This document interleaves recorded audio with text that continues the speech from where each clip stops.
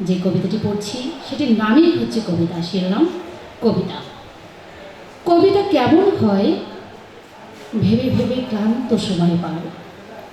কবিতার বুঝি কোনো নাম হয়, কোনো পরিচয়? কি তার পোশাক আশাক, কেমন প্রসাধনী তার? কোনোদিনই প্লাম কি তাকে? অথচ হাজারে আকারে ইঙ্গিতে এই প্রশ্ন আমি করেছি আমাকে, তারপর আচম্বিতে।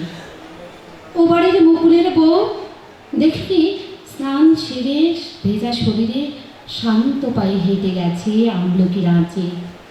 কি যেন অব্যক্ত মায়া জমে গেছে থেকে থেকে। ওই তো বড় কবিতা আমার কাছে।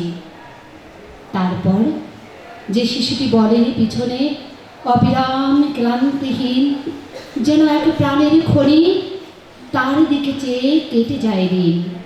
কবিতা আমার কাছে এমনই। কবিতা আমার কাছে গোপন প্রেমের মতো লাল, যাকে ছোঁয়ার আকাঙ্ক্ষায় সারাক্ষণ কাটে বসন্ত দিন, মাস, বছর, যুগ, অনন্তকাল। শেষে অভিমানী মনের জানালায় কবিতারই পোশাক আশাকে, কবিতারই প্রসাধনী মেখে ধরা দেয় অমোঘ প্রিয়জন। ধন্যবাদ সকলকে।